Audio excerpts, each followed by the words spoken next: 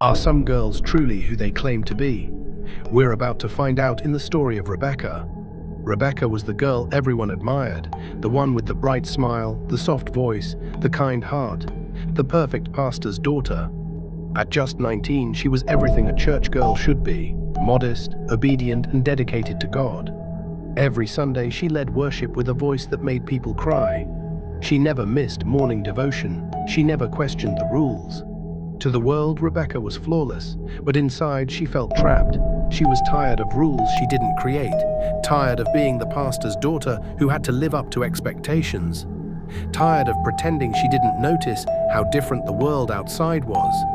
Louder, freer, more exciting. At school, the other girls whispered about weekend parties, VIP clubs, and rich men who spoiled them with gifts. They wore makeup, dressed in designer outfits, and lived without worrying about a congregation's judgment. Rebecca sat quietly, listening, never joining.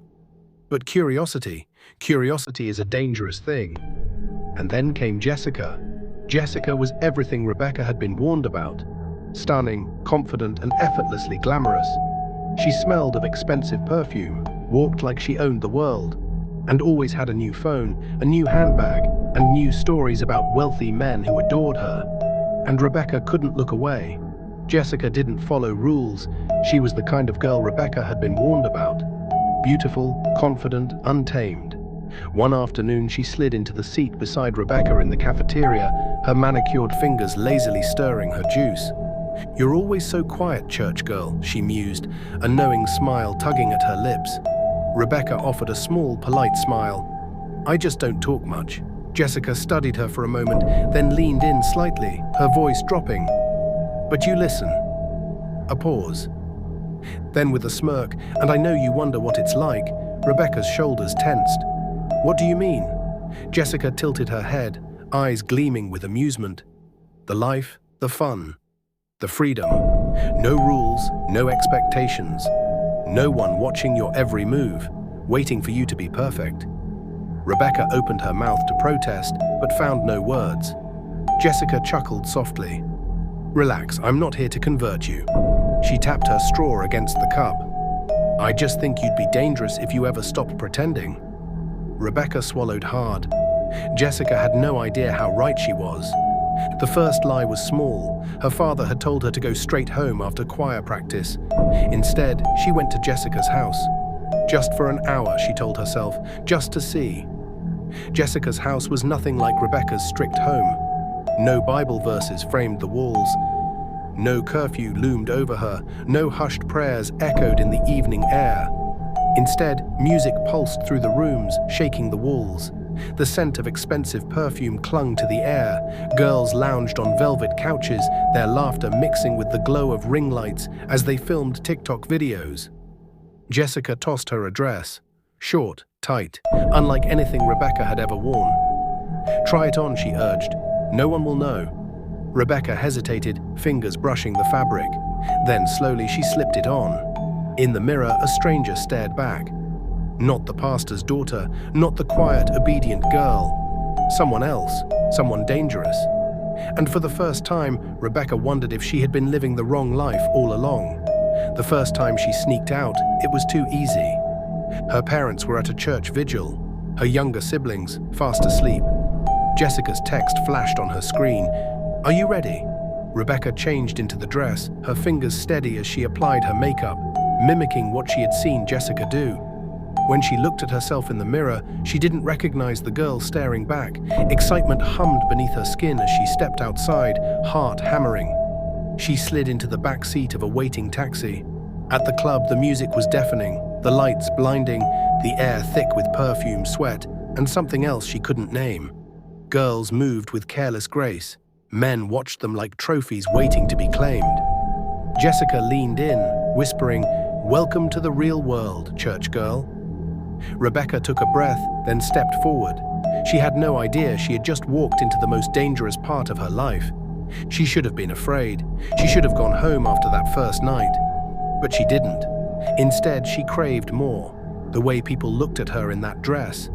The thrill of breaking rules. The freedom in Jessica's laughter, reckless and untamed. That night had unlocked something inside her, something wild, something dangerous. And it was only the beginning. The first lie had been small, the second, effortless. "I'm sleeping at Grace's house for a Bible study," Rebecca told her father. Pastor James beamed with pride. "That's my girl." For a brief moment, guilt tightened in her chest. Then she heard Jessica's car horn outside, calling her into the night. And just like that, the guilt disappeared. This wasn't just a club night, it was an exclusive rooftop party. And this time, Rebecca didn't hesitate. The rooftop glittered like something out of a dream. Velvet couches, champagne glasses, laughter spilling into the night air. Girls draped in designer dresses, sipping drinks worth more than Rebecca's monthly allowance. Men in tailored suits, their watches gleaming under the city lights. Rebecca felt different here. She felt powerful. Jessica nudged her toward a man. "Rebecca, meet David." He was older, maybe 35, his suit sharp, his smile sharp. His eyes scanned her, slow and deliberate. "You're new," he murmured. Rebecca nodded, suddenly self-conscious. David chuckled. "Don't be nervous, church girl. You're in good hands." Her breath caught. How did he know? Jessica laughed, draping an arm around Rebecca's shoulders. "She's special, David. Be nice." David smirked. "Oh, I'll be very nice." Rebecca didn't know it then, but that night she made a deal with the devil. David was different from the boys at school. He was a man. He sent her gifts, perfumes, designer shoes, the latest phone. "You deserve nice things," he told her. And for the first time in her life, Rebecca felt wanted. But gifts always come with a price. One night, David picked her up in his car, a sleek black Mercedes that smelled of leather and danger. "You're beautiful," he murmured, brushing a strand of hair from her face. Rebecca's heart pounded. Then he leaned in, and she realized this was the price. Her breath caught. She had liked the gifts, the attention, the thrill. But this? Was she ready for this? David's fingers traced her jaw, waiting for an answer. In that moment, Rebecca had to decide. Was she still the pastor's daughter, or was she someone else now? She chose. And it was the wrong choice. Rebecca woke up the next morning feeling different. Something inside her had changed. She looked at herself in the mirror, searching for the church girl she had once been. But all she saw was a stranger with expensive perfume on her skin and secrets in her eyes. The worst part? She didn't regret it. That was the first warning sign. The second warning came later that week. She was sitting in class when her phone buzzed. A message from David. "David, come outside." Now her heart pounded. She slipped out of class and found his car parked across the street. The moment she slid into the seat, she knew something was wrong. David's face was different, darker, less charming. "You haven't been answering my calls," he said, his voice too calm. Rebecca swallowed. I was busy." His jaw tightened. "Don't play games with me." The air in the car grew thick. Rebecca's stomach twisted. This was the moment she realized she was in too deep, and she didn't know how to get out. The lies had multiplied. Rebecca wasn't just sneaking out anymore, she was living a full life. By day, she was still Pastor James's daughter, the perfect church girl. By night, she was something else. But lies can't last forever, and soon someone was going to find out. Rebecca's secret is getting harder to hide. Someone close to her begins to suspect the truth. The church world and the nightlife world begin to collide, and one mistake will lead to a disaster she never saw coming. Sunday morning came faster than Rebecca wanted. She barely got any sleep the night before. David was becoming possessive. He called her 10 times, and when she didn't answer, he sent a chilling text. "You think you can ignore me? I made you who you are now. You owe me." Rebecca had stared at the message for a long time, a strange fear creeping up her spine. But today she had to be the pastor's daughter again. She rubbed concealer over the faint mark on her wrist. David had gripped her too hard when she tried to leave the club. It's fine, no one will notice. Or so she thought, because as she sat in the front row at church, bowing her head in prayer, she felt a pair of sharp eyes watching her.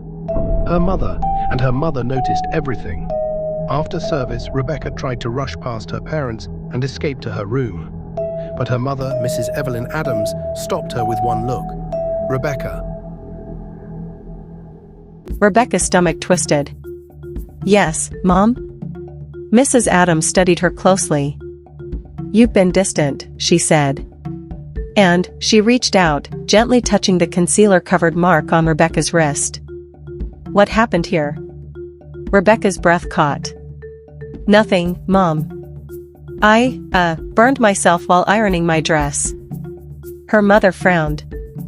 I don't remember you using the iron lately. Rebecca's hands started sweating. I used Grace's. I slept over at her house. Mrs. Adams' eyes darkened. Something about her stare made Rebecca's stomach flip. She knew. Maybe not everything, but enough. Her mother sighed. Come and help me in the kitchen. Rebecca hesitated. Mom, I have. Now, Rebecca. There was no arguing. The kitchen smelled of fresh spices and fried plantains. Rebecca stood beside her mother, cutting onions, trying to act normal. Tell me the truth, Rebecca, her mother said suddenly. Rebecca's knife stopped mid-cut. Her chest tightened. What do you mean? Her mother's voice was gentle but firm. You're lying to me. I can feel it. Rebecca forced a laugh. Mom, you're overthinking. Mrs. Adams wiped her hands on her apron and turned to face her.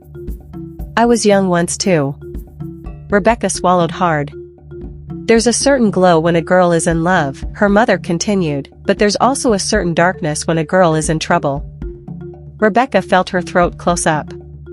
I don't know what you're doing, Rebecca, but be careful, her mother said softly. The devil always gives gifts with one hand and takes something greater with the other. The words hit harder than Rebecca expected. She thought about David. The gifts. The nights out. The danger creeping closer every day. Was she already losing more than she gained? Her mother touched her hand gently. You can tell me anything, my child. Rebecca wanted to. For a moment, she almost broke down and told her everything. But then, her phone vibrated in her pocket. A message. David, come outside. Now. Rebecca's stomach flipped. She pulled her hand away from her mother and forced a smile. I need to go study, Mom. She rushed out of the kitchen before her mother could stop her. She didn't see the worried tears forming in her mother's eyes. Rebecca slipped out of the house and found David parked near the corner. The moment she got in, she knew something was wrong. David wasn't smiling. His jaw was tight, his fingers gripping the steering wheel. You're avoiding me, he said coldly. Rebecca shook her head quickly. No, I was just busy. David exhaled sharply, then suddenly grabbed her chin, forcing her to look at him. Don't lie to me, Rebecca, he said. Fear shot through her. She had never seen him like this before. The charming, competent David was gone. This David was dangerous. Rebecca swallowed hard. I'm sorry. David's grip loosened, and he sighed. Good girl. Then he reached into his pocket and handed her something small. A gold bracelet. Expensive. Beautiful. Rebecca hesitated. It's a gift, David said, forcing a smile. To remind you who you belong to. Rebecca's skin crawled at the word belong. But she nodded and put it on. And in that moment, she realized. She wasn't free anymore. Rebecca tried to act normal at school. But someone was watching her. Her best friend, Grace. One afternoon, Grace pulled her aside. Rebecca, we need to talk. Rebecca forced a smile. What about? Grace crossed her arms. You're acting different. Rebecca felt her pulse quicken. You disappear. You lie about where you are. And Grace's voice dropped. You smell like alcohol sometimes.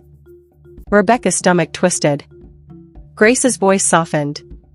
What's going on? Are you in trouble? Rebecca laughed nervously. No. Everything's fine. But Grace didn't look convinced. You know I love you, right? Grace said. Rebecca nodded quickly. Of course. Then tell me the truth. Rebecca hesitated. Then she shook her head. There's nothing to tell. Grace sighed, her eyes sad. Fine.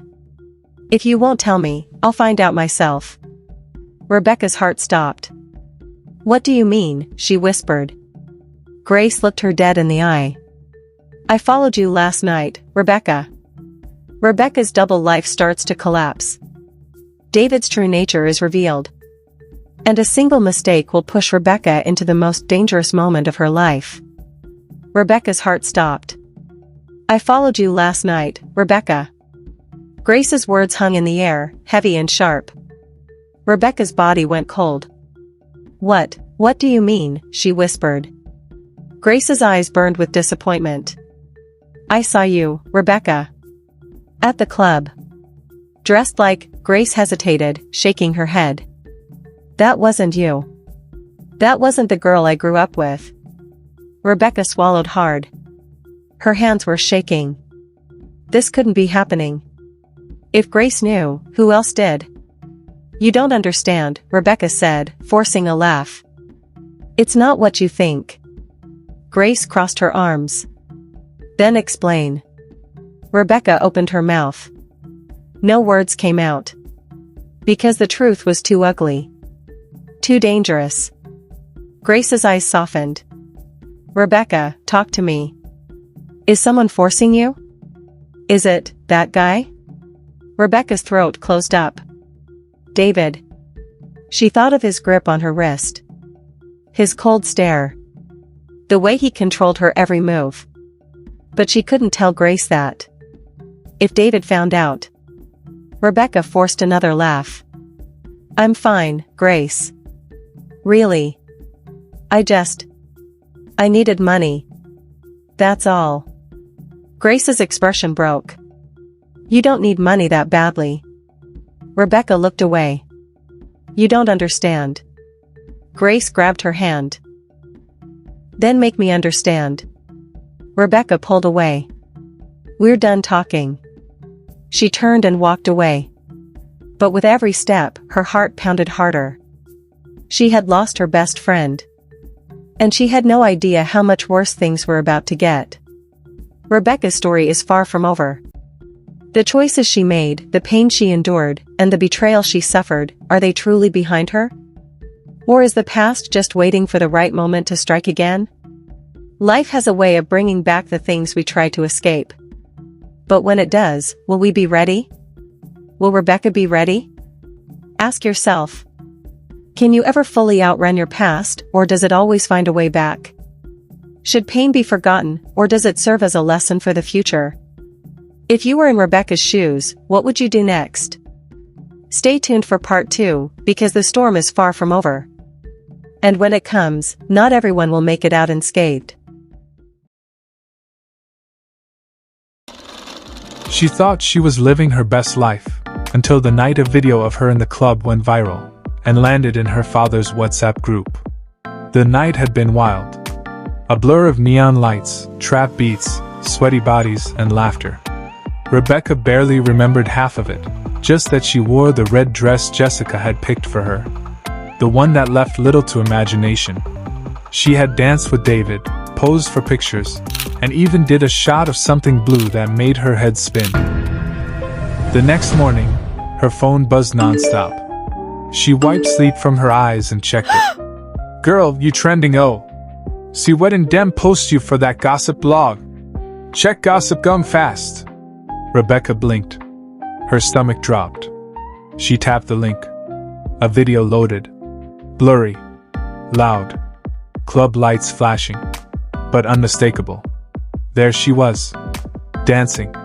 Smiling. Twirling. Her red dress shining like fire. In the background, Jessica held a bottle, spraying it like a champagne queen. And worst of all, David's hand was resting way too low on her back. Her mouth went dry. Thousands of views. Hundreds of comments. Pastor pickin' day groove like this? See what in church girl they do behind closed doors. She's too fine a beg. Hypocrites full everywhere. Rebecca felt her throat tighten. But that wasn't the worst part. The video had been shared on multiple platforms, including WhatsApp. It didn't take long for it to reach Faithful Fathers Fellowship, where her dad was a silent member. Pastor James saw the video around 3:42 p.m. He had just returned from hospital visitation, praying for a sick deacon who had cancer. He sat on his sofa, removed his clerical collar, and opened his phone to read the group messages. When he saw the thumbnail, he didn't flinch. He just tapped, watched, paused, rewound, watched again. The silence in the room was thunderous. His daughter, his Rebecca, the one who sang, "Holy Spirit, come down," like angels bathed in her voice, now grinding out a man in the middle of a smoky club. He didn't call her. He didn't scream. He simply set the phone down on the table and whispered, "God, please, not my daughter." Rebecca didn't notice the shift immediately. Her dad still greeted her calmly that night. Her mom kissed her cheek as usual. The family ate jollof rice with grilled chicken like nothing had happened. But the silence, the way her father avoided eye contact, the way her mother kept watching her as if trying to figure out if her own daughter was now a stranger, it was deafening. By the third day, Rebecca was sweating inside her own skin. "You're not going back to that choir, are you?" Jessica scoffed, flipping her wig to the side as they lounged in a plush Airbnb suite that Saturday night. "After what happened online? Girl, your cover is blown." Rebecca sighed. "It's not that simple. You're too fine for all this guilt nonsense," Jessica said, passing her a glass of chilled rose. "Come on. You've already sinned. Enjoy the pleasure, too." She laughed. Rebecca didn't. Jessica leaned closer, her tone dropping. "You know David's obsessed, right? The boy's already threatening any guy that tries to talk to you." Rebecca frowned. "He what?" Jessica pulled out her phone and showed her a message thread. "David. She's mine. I made her. If I see another man near her again, I'll ruin him." Rebecca's heart sank. Jessica shrugged. "Told you. The boy's mad." Rebecca placed her drink down and reached for her phone. 30 missed calls from David. She shivered. David showed up at her doorstep the next day, uninvited. Smiling. Holding a tiny box. "For you," he said. "To protect you."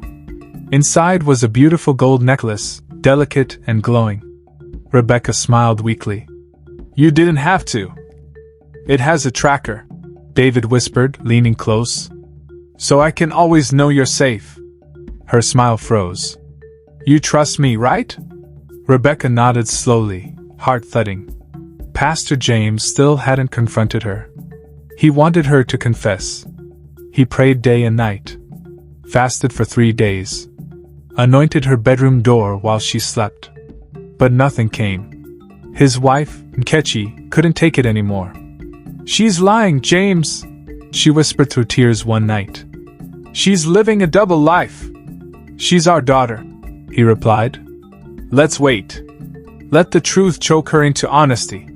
But time was running out. Rebecca's phone pinged at 2 a.m. Unknown. "Nice pics at the hotel. Want your daddy to see them?" Attached were 3 photos, her and David in bed. David kissing her neck. Her smiling into the camera. Unknown. "Pay me in $300K or your secrets go viral. You have 3 days." Rebecca screamed silently, throwing her phone across the bed. "Who took those pictures? How? When?" She was trapped. Couldn't tell Jessica. Couldn't tell David. Couldn't tell her parents. She curled into herself and cried. That night, while Rebecca slept, her mother crept into her room. Nkechi had had enough. She took her phone. It wasn't locked. Inside, texts from Jessica. Photos from parties. Messages from David. The blackmail threat. She gasped. Dropped the phone. Tears streamed down her cheeks. She walked to the living room. Pastor James was praying. She handed him the phone. Said nothing. He read. He stared. He closed his eyes. Tomorrow. Rebecca tiptoed in at 2:12 a.m. Red heels in hand. Wig in her purse. She opened the door quietly, trying not to wake anyone. She turned the corner, froze. The living room lights were on. Her father sat in his usual chair. Bible on his lap. Phone in hand. Her mother stood beside him, arms folded. Eyes red from crying. Behind them, the TV screen glowed. Paused on an image. Her. In the club. Red dress. David behind her. She stood still. Her lips quivering. Is this who you've become? Pastor James asked, voice calm but hollow. She opened her mouth. Nothing came. Tears rushed down. Her phone buzzed in her purse. She ignored it. Buzz. Buzz. She pulled it out. Unknown. You're running out of time. Rebecca stood frozen in the living room. Her parents staring at her. The viral video paused behind them. Her father's voice still echoed in her head. Is this who you've become? And then, her phone buzzed. Unknown. You're running out of time. The silence after Pastor James' question was longer than a funeral prayer. Rebecca couldn't speak. Her tears did the talking. Her mother finally stepped forward. Who is blackmailing you? She asked softly. Rebecca's eyes widened. You saw. Pastor James nodded. We know everything, Rebecca. She sank to her knees. I didn't mean for any of this to happen. The room was quiet again, except for her sobs. Her mother wanted to go to the police. Her father disagreed. Expose her shame to the world? Pastor James said. Let's fix this inside our home. But things weren't that simple. Rebecca was terrified. The blackmailer knew everything. And they wanted money she didn't have. David wasn't an option. Jessica would just twist it to her advantage. She was trapped. The next few days were a nightmare. Her parents barely spoke to her. Church members began whispering. Someone had leaked more photos anonymously. Rebecca stayed inside. Didn't sing. Didn't go out. Until one night, Jessica showed up banging at her door. Why are you ghosting me? She snapped. And why is your father calling me a devil in disguise? Rebecca glared. Did you leak the photos? Jessica laughed. I'm a lot of things, babe, but I'm not stupid. But her eyes said something else. David found out she had stopped going to gigs. He showed up at her house at midnight, drunk, aggressive, and loud. Pastor James opened the door and stood tall. David raised his voice. Where is she? Tell her I love her. I own her. Rebecca peeked from her window, shivering. Her father simply said, Leave now, before I call the police. David spat on the ground. I made her what she is. You can't save her now. Then he stumbled into the night. Rebecca received another message. Unknown. Your daddy's sermons are cute. Let's see if the church still listens when I drop the hotel video. You have 24 hours. Attached. A 6-second silent clip of her and David, in the act. Her heart almost stopped. She threw up in the sink. Pastor James summoned her quietly. They sat in his study, just the two of them. I've made mistakes, he said. I judged you before helping you. But it's not too late. He handed her an envelope. 200,000 naira. I will raise the rest. Pay whoever this is. And then we're going to war, on our knees and in real life. Rebecca broke down. It was the first time she saw her father as more than just a pastor. Rebecca arranged the payment through a crypto wallet as instructed. But hours later, she received a final message. Unknown. Payment received. But I lied. See you soon, church girl. She stared at her phone. That's when the first fake Twitter account tagged her church's handle. A blurry screenshot. The beginning of a storm. Jessica calls her, panicked. Girl, someone's setting you up. And it's big. Rebecca stares at the screen. Suddenly, she knows, this isn't just blackmail. It's a setup.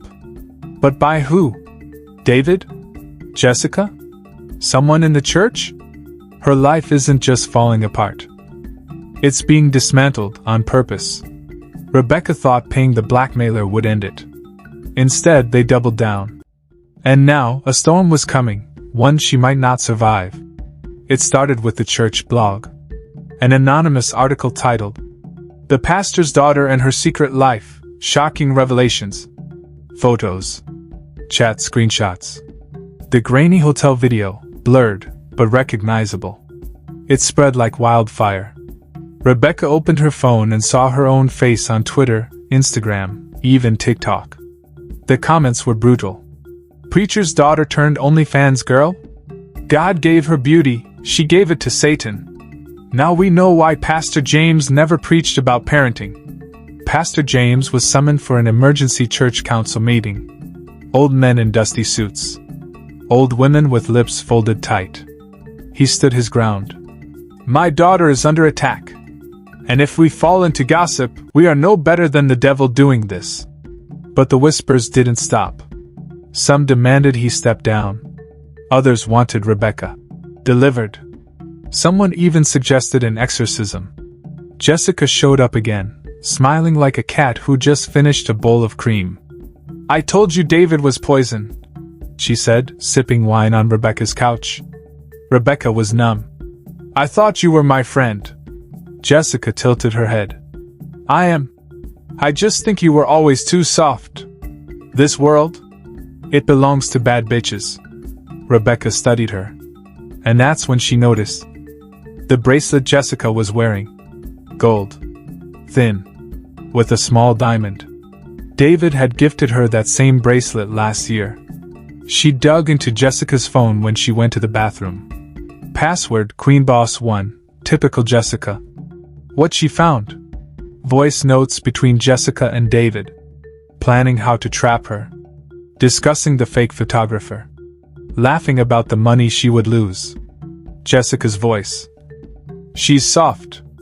I just need to push her a little more and she'll crack. Then we'll own her. David's reply. She better. Or I'll drop the whole tape. Let her pastor daddy explain that one on Sunday. Rebecca's hands trembled. The phone fell from her hand. That night, Rebecca didn't cry. She packed her bags. Left a note for her parents. I'm going to fix this. But I have to disappear first. She took the 100,000 naira she had left, wore a black hoodie, and left for Lagos. She had one plan. Find the truth. Expose everyone. Make them all pay. In Lagos, she stayed with her cousin Miriam. Tech-savvy, street-smart, and loyal. Miriam began tracing the anonymous accounts, IP addresses, and crypto wallet movement. After 3 days of digital digging, Miriam looked up from her laptop. I found something. Rebecca leaned in. Miriam pointed at the screen. The wallet that received the blackmail payment? It was traced back to a digital wallet registered in Pastor James' church office IP address. Rebecca went cold. No. That's impossible. Miriam shook her head. I double-checked. Someone at your father's church is involved. Rebecca returned to church a week later, quiet, unnoticed, during midweek service. She watched. Observed. And then she saw it. Church Secretary Grace. Typing rapidly. Switching between tabs. One of the open windows showed. Crypto wallet dashboard. Rebecca's heart pounded. Grace was the one. But why? Rebecca's world is burning. Her lover betrayed her. Her best friend backstabbed her. Now, someone inside the church is puppeteering the chaos. But she's not backing down. This time, she's out for justice. Even if it means burning bridges. Even if it means taking down the church. Rebecca discovered that someone inside her father's church was behind the blackmail. All signs pointed to Grace, the church secretary. But the real truth? Much darker than she imagined. Rebecca waited until after Sunday service. The congregation was gone. The sun was heavy outside. She walked into the office and locked the door behind her. Grace looked up from her laptop, startled. Rebecca placed her phone on the table, recording. "I know what you did." Grace's face froze. "I have the crypto trail, the login records, even a voice recording of your call with Jessica." Grace folded her arms. "So what? You think anyone will believe a spoiled church girl like you? After everything that's out there?" Rebecca stepped closer. "They'll believe what I show them. And I'm going to show them everything." Grace leaned back in her chair and laughed bitterly. "You think this is about you? This is bigger than you, Rebecca." "What does that mean?"